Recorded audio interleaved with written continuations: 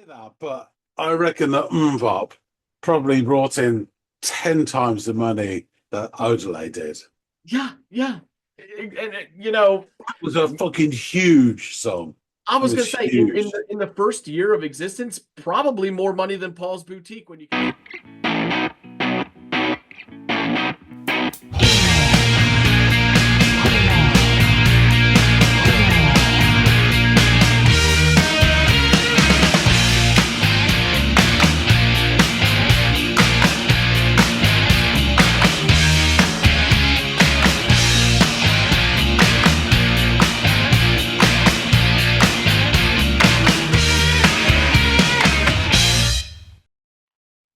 Hey, everybody, and welcome to another episode of Les Audiophiles.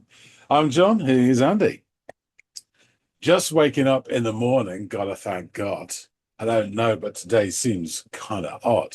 No barking from the dogs, no smog. And Mama cooked a breakfast, no hog. More on that later. But first, we have a track to listen to. Comrade Andy, what have you got? I have got a track called "This Is Your Life," and it is by an outfit, we'll call them, called the Dust Brothers. Have you ever heard of Dust Brothers?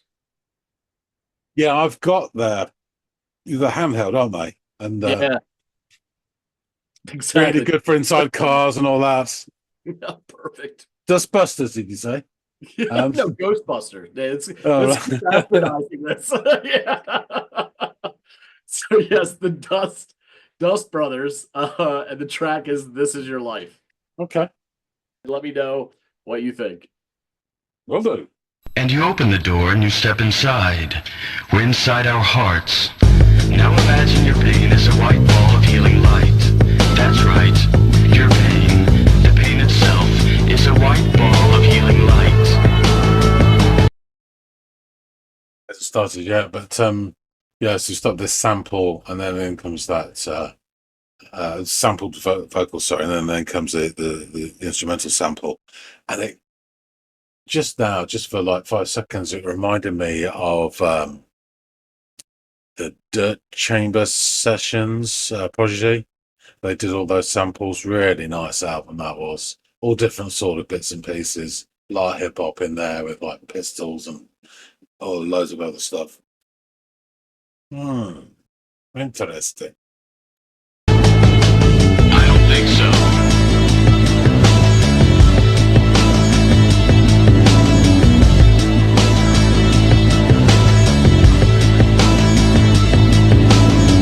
This is your life, good to the last drop.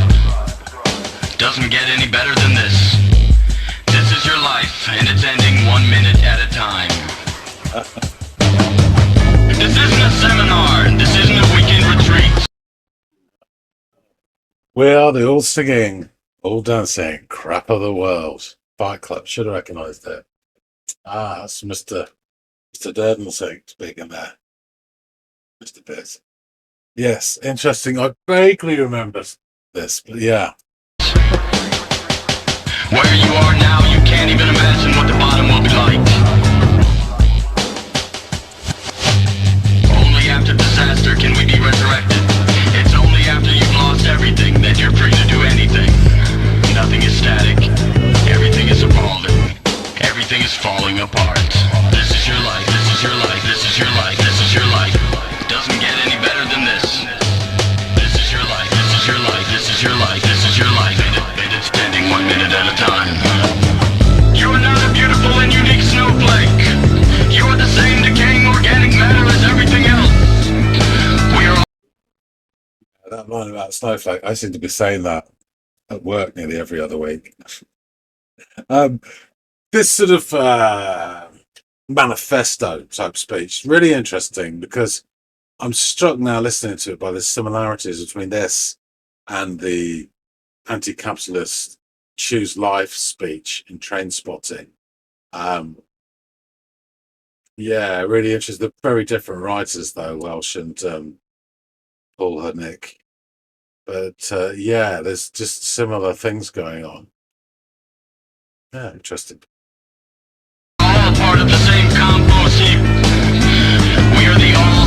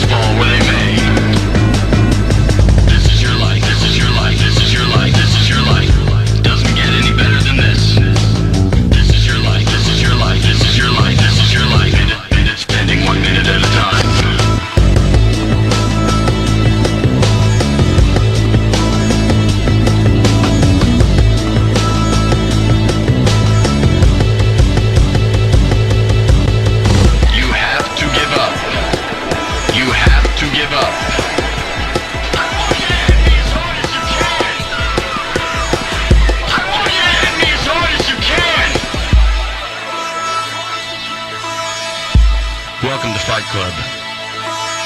If this is your first night, you have to fight.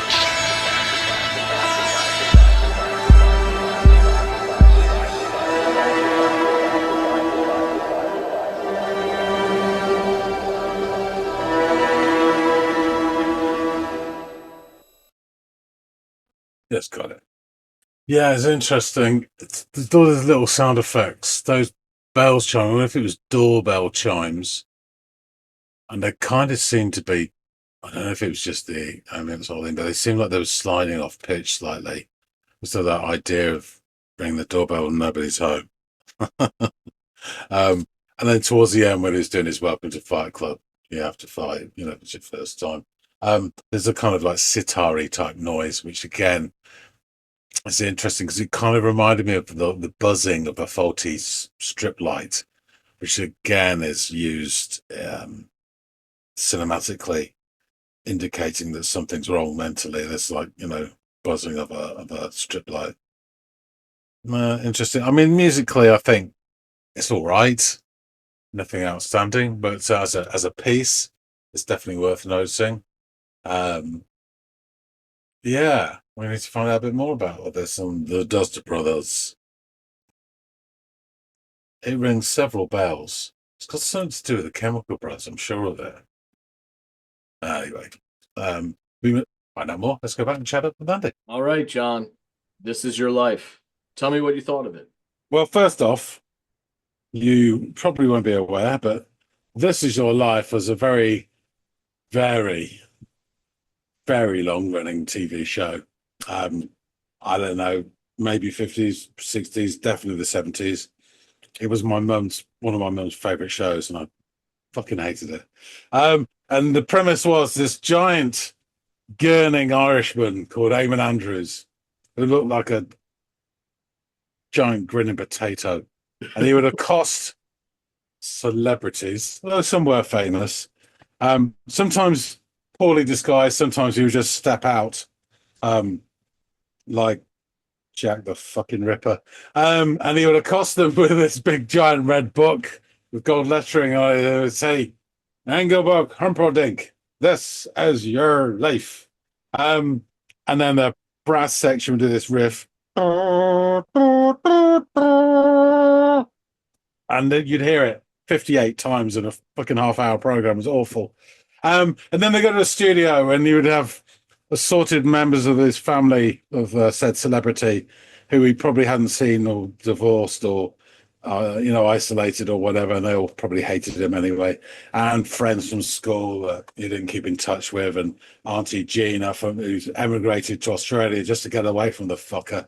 And they were like, they'd come in and they'd all hug and pretend to cry. And there'd always be one at the end where they say, oh, they're announcer fucking Mongolia, doing artificial sheep insemination or something like that. And you hear this disembodied voice, and then they said, well, actually, we've flown them in. And then they come and fucking terrible.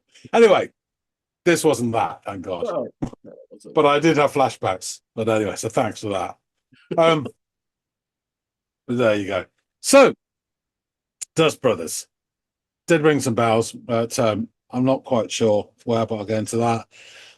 This starts with a vocal sample, Step Inside, etc. And then it's joined by sampled music, this pulsating groove, which is predominantly led by the bass. And then it hits me. Fight Club. Old Chuck Palahniuk. The book and the film, David Fincher.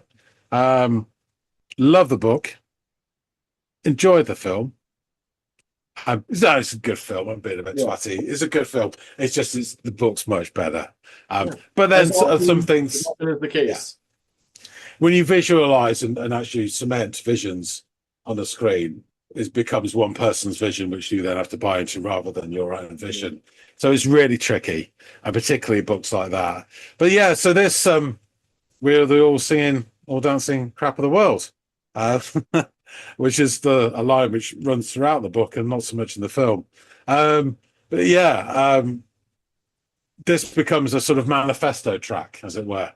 Now, I don't remember this track per se as it's familiar so I've heard it from in the film, but I don't remember a section of the film that this track relates to, as opposed to like "Where Is Your Mind" at the end with the stuff all blowing up. That's really a clear moment in the film.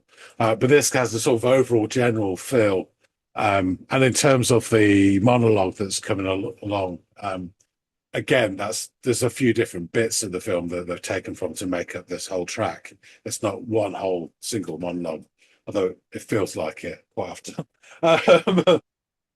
It also made me think, actually, listening to this, similar but not the same, but Train Spotting, the start with the choose life speech that Ewan McGregor does over, and they got that's over Iggy Pop's Lust for Life, so it's already made song with the drum beats, and then choose life, choose a job, choose a career, choose a family, choose a fucking big television, etc., etc.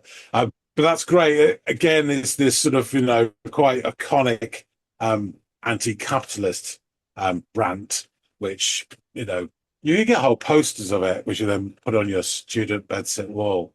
Of course, the irony is that somebody's making money out of that very speech, which is the capitalist dream, which is anti-capitalist. That's why so it's funny to see pictures of like Che Guevara and stuff like that someone's made a lot of money out of.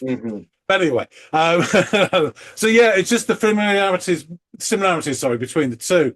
And it made me wonder if I don't think it was an influence on the book, but I wonder if the films of each, because they're very different writers, Irving Welsh and Chuck Palahniuk. But both had a vision, obviously. And they're set in different places, so it's different.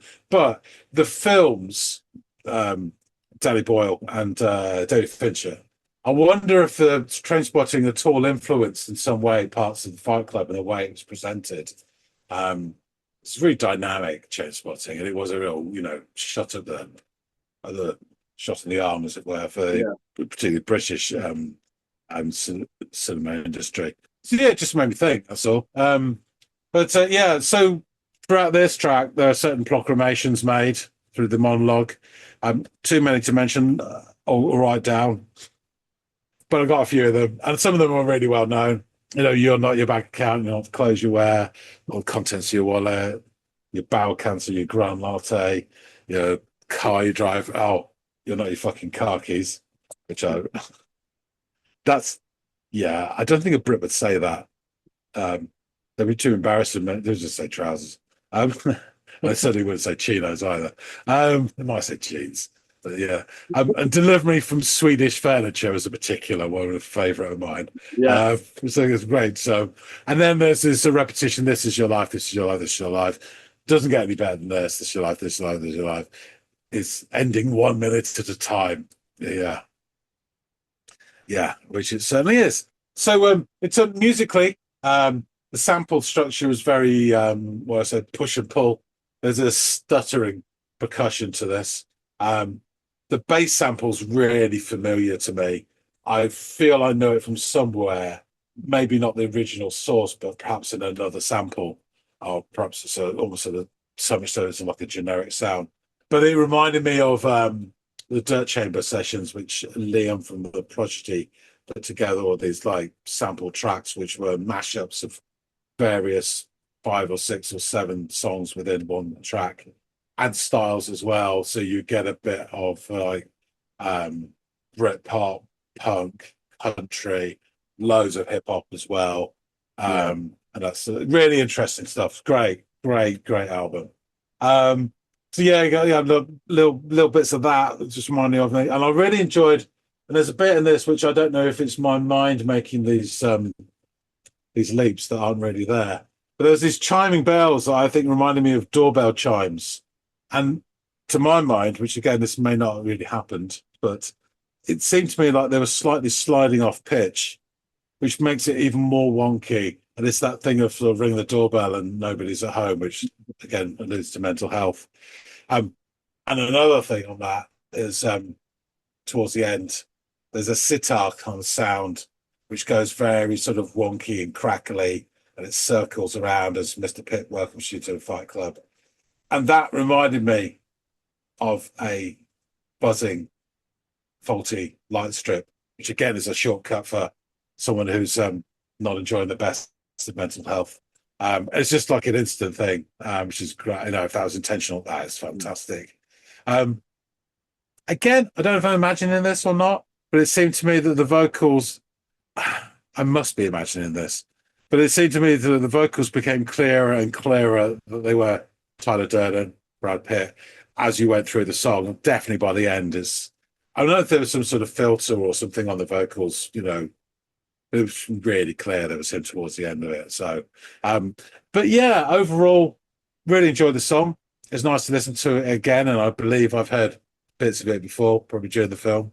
Um, I think that musically it was fairly simple. It was enjoyable though, but it's the elements of what it represents that makes it really interesting and fun to listen to as well. And I had a thought right at the end of the reaction that I think the Dust Brothers was something to do with the Chemical Brothers, but I couldn't remember how or why, if they were worked together or did something or whatever. But there you go.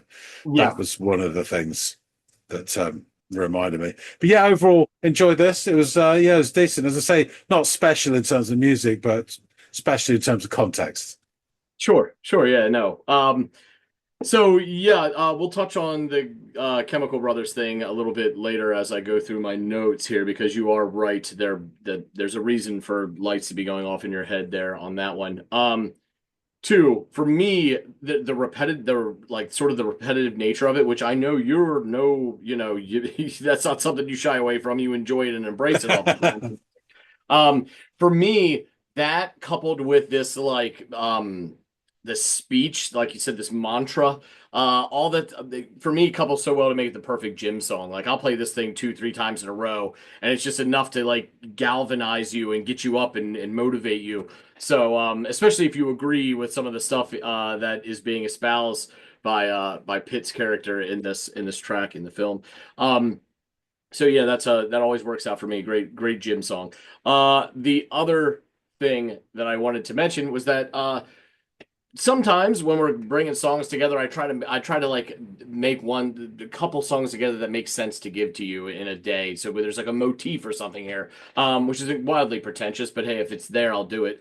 So we did we did the Danielle Lupi and Danger Mouse track that featured Jack White with 2 Against 1. Which, here you have a filmmaker and a producer who's also done some visual medium stuff working together to create an album that pays homage to a type of film, spaghetti westerns. And in this, we have the Dust Brothers who wrote the entire score for Fight Club. And the idea being that we're outside of loving music, you and I both really love literature and film as well. So here's a nice way to like kind of kill a couple birds with a stone and cut canvas more than just our love for music, but for visual mediums as well. So that was sort of my reasoning for putting them together. Another theme is, go ahead. What were you going to say? Oh no, finish the theme. Sorry. Yeah. I'm tripping off I was gonna this. say another theme or like a bit of connective tissue between these two tracks is this clear allusion to, yes, yeah, exactly. Okay, yes, mental health. You have both these main characters are going through some form of a kind of mental health breakdown, delusion, schizophrenic episodes, whatever you want to call it. It's happening clearly to both, Jack's character in 2 Against 1, and here Tyler Durden in Pick Your Poison, the film, or the book. I guess in this case it clearly is the film because this is the score. But yeah, same sort of idea, right? So let's get into the Dust Brothers now that oh, go ahead. I'm sorry, buddy. Yeah, it just reminded me actually that just a little factoid. So in the previous episode we were talking Pixies, and I alluded to that podcast which goes through the albums, seminal albums, and Joey Santiago and David Lovering were talking about Surfer Rosa and Where's My Mind? And they were saying that, it's such a simple song. The beat's really simple. The guitar's really simple. They kind of viewed it as a kind of nothing song. And then Joe Santiago said, suddenly Fight Club. And it's like, wow, you see the power of movies. Just that one song being in that. And they said they have to play it now at every gig because it's one of their most popular songs just because of the movie. Yeah. So there you go. So the Dust Brothers are a pair of songwriters and producers consisting of Easy Mike, but as he's known by his mother, Michael Simpson, and King Gizmo, who is known by his mother as John King. They are based in Los Angeles, California. They're most famous for sample-based music they produced in the 1980s and 1990s. So Michael Easy Simpson and John Gizmo King started working together as the Dust Brothers in 1985 at Pomona College radio station, KSPC, hosting a weekly hip hop show called The Big Beat Showcase. They developed writing and producing skills, creating music for that show, and DJing and rapping at parties. And in 1987, they began writing and producing for Delicious Vinyl, which is a label at the time geared towards hip hop artists. They wrote and produced tracks on Tone Loc's album, Loked After Dark, and Young MC's debut album, Stone Cold Rhymin', and other Delicious Vinyl releases as well. They also worked for the Booyah Tribe on the album New Funky Nation, producing several songs on that album. Mike D of the Beastie Boys stopped by mutual friend Matt Dyke's apartment, where Simpson and Dyke played music intended to be a Dust Brothers album. And he liked it so much, he liked so much what he heard that along with the Dust Brothers and Dyke ended up co-writing, producing, and mixing the Beastie Boys' second album, Paul's Boutique. So I think Time Magazine in 2006 considered it to be one of the best albums of all time. So not a bad way to start your like this sort of like soiree into, hip hop recording and, producing is, oh my God, right out of the gate, you're working with Tone Loc and the Beastie Boys.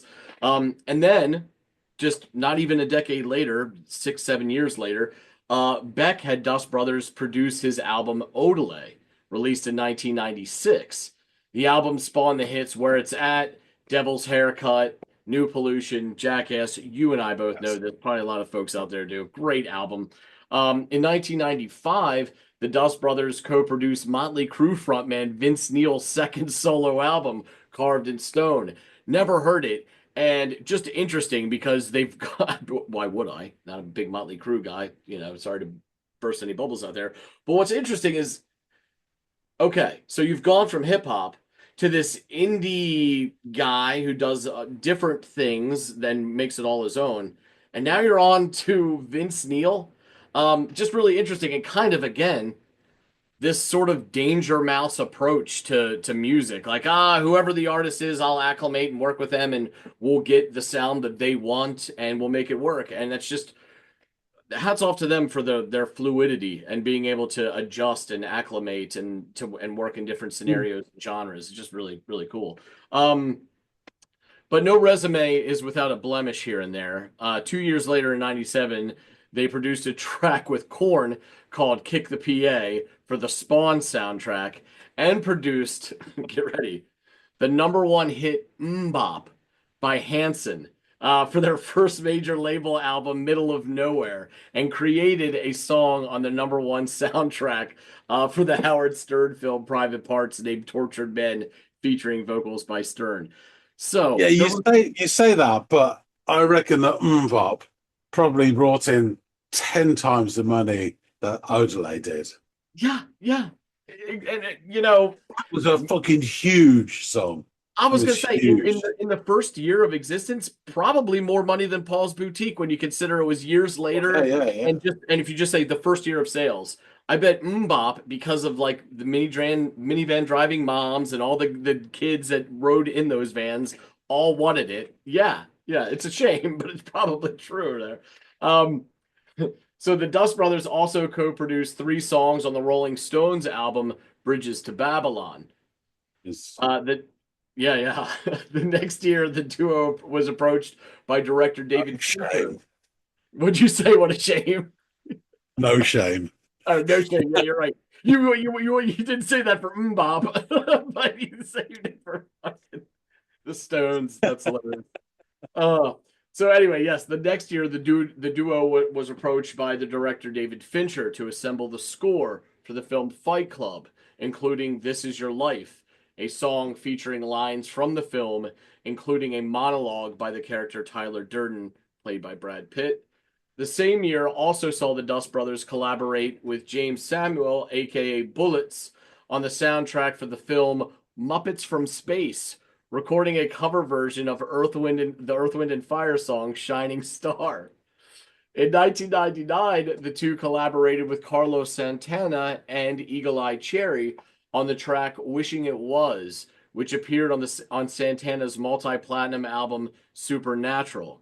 For that album, they won their first Grammy, after having received numerous nominations for their past work with Beck and with Hanson, and artists for their instrumental song on the X-Files soundtrack. God, these guys, it's such a weird resume that I know I'm not like bringing up some of these bullet items because look how cool this is. It's more to illustrate how all over the fucking map these guys are. Just a couple nerdy white dudes that cut their teeth, in hip hop that are now writing fucking songs for a Muppet movie. I think it also goes to show that they just can't manage their money. So they'll do all this cool stuff and then they have to go and get the sort of real breadwinner stuff. Yeah, you're right. Or all the cool stuff they didn't garner them the money that they that they hoped it would, so they had to sell out. Exactly. Well, I got to go resurrect the Stones' career in the 1990s. You know, that's crossing a line. That is, I could handle Hanson, but post 1976 Stones is just crossing a line that I wouldn't. Fair enough, John. In the 2000s, the Dust Brothers had continued. Yeah, probably you're right. So yeah, in the 2000s, the Dust Brothers had continued success, again collaborating with Beck on the album Guero, Tenacious D on their self-titled album, and Linkin Park with their track "With You," which featured on their first studio album Hybrid Theory, remixing the styles of Beyond track Winnetka Exit to their promotional CD Spies Like Us, and producing They Might Be Giants album The Else.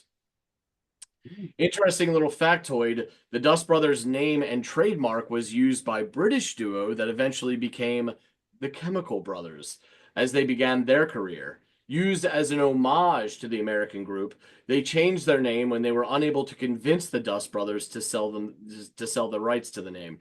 Eventually, the groups reached an understanding, and the Chemical Brothers' 1997 EP Electrobank featured a Dust Brothers remix of the title track. So, James Krostowski of the online publication Micro Genre Music wrote an article devoted to Fight Club's soundtrack and noted, integral to the film's visceral impact was its soundtrack. Crafted by the Dust Brothers, a duo whose innovative approach to music production mirrored the film's anarchic spirit. Their foray into Fight Club represented a departure from conventional scoring, offering instead a soundscape as multifaceted and provocative as the film itself. What sets the Fight Club soundtrack apart is its seamless blend of genres, textures, and sonic palettes. The Dust Brothers employed an array of experimental techniques, from sampling television commercials and infomercials to manipulating organic sounds and integrating them with electronic beats.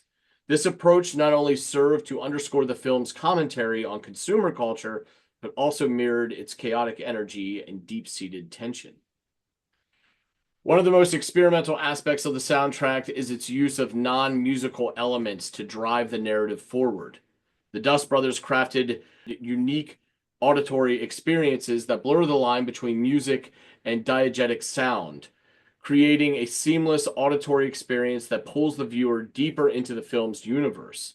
This innovative use of sound effectively blurs the boundaries between the film's reality and Tyler Durden's anarchic philosophy. Krostowski, who I mentioned and quoted earlier, would add later in his article, in crafting the Fight Club soundtrack, the Dust Brothers venture into uncharted musical territory, creating a work that defies easy categorization. Their soundtrack is not just heard but experienced, a labyrinthine journey into the heart of the film's dark themes. It's a vivid reminder of the potential for music to transcend traditional boundaries and become a vital, living element of cinematic art. Penning an article titled why the soundtrack to Fight Club is one of the greatest modern film soundtracks of all time, and one that was far ahead of its time. That's a huge title. Author Gaurav Krishnan wrote, of course, the most famous song to be used in the film was the Pixies' Where's My Mind.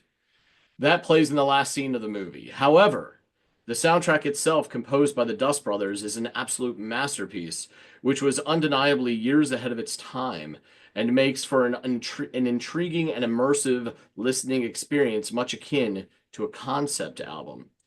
And finally, writing for the NME, Stephen Dalton would note, adapted from the inevitable punched-up trip-hop soundtrack to Fight Club by the knob-tweaking overlords of Dirty White Funk, This Is Your Life puts a burly rhythmic rumble behind a soundbite collage of Pitt's character spouting warped ad speak and rabble-rousing fatalism. It's an excellent way to sum up the track, I think. Okay, these lyrics, these quotes. And you open the door and you step inside. We're inside our hearts. Now imagine your pain as a white ball of healing light. That's right, your pain. The pain itself is a white ball of healing light. I don't think so. This is your life. Good to the last drop. Doesn't get any better than this. This is your life, and it's ending 1 minute at a time. This isn't a seminar. This isn't a weekend retreat. Where you are now, you can't even imagine what the bottom will be like. Only after disaster can we be resurrected. It's only after you've lost everything that you're free to do anything. Nothing is static. Everything is evolving. Everything is falling apart. This is your life. This is your life. This is your life. This is your life. It doesn't get any better than this. This is your life. This is your life. This is your life. This is your life.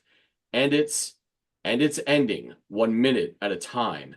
You are not a beautiful and unique snowflake. You are the same decaying organic matter as everything else. We are all part of the same compost heap.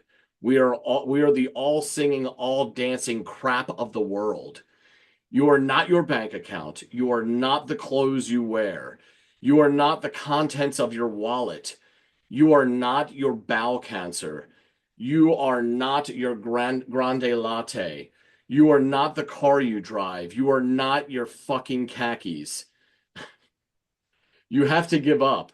You have to give up. You have to realize that someday you will die. Until you know that, you are useless. I say, let me never be complete. I say, I may never be content. I say, deliver me from Swedish furniture. I've said that a few times myself. I say, deliver me from clever art. I say, deliver me from the clear skin and perfect teeth. I say, you have to give up. I say, evolve and let the chips fall where they may. This is your life. This is your life. This is your life. This is your life. Doesn't get any better than this. This is your life. This is your life. This is your life. This is your life. And it's ending 1 minute at a time. You have to give up. You have to give up. I want you to hit me as hard as you can. I want you to hit me as hard as you can. I want you to hit me as hard as you can. Welcome to Fight Club. If this is your first night, you have to fight. So, there you are. And in Christian's aforementioned article, he would note of this specific track, the culmination of the entire score is the track This Is Your Life. And it sums up the movie and the entire soundtrack with a monologue by Brad Pitt running in the background with the most interesting points of view. Like, you're all the singing, dancing crap of the world, and you are not the contents of your wallet, and you're not your fucking khakis. And of course, most famous line, this is your life, and it's ending 1 minute at a time. So yeah, there you have it. Go ahead, John. So yeah, a couple of things spring to mind from that. I forgot to say, I think I mentioned in the reaction, you are not a beautiful and unique snowflake.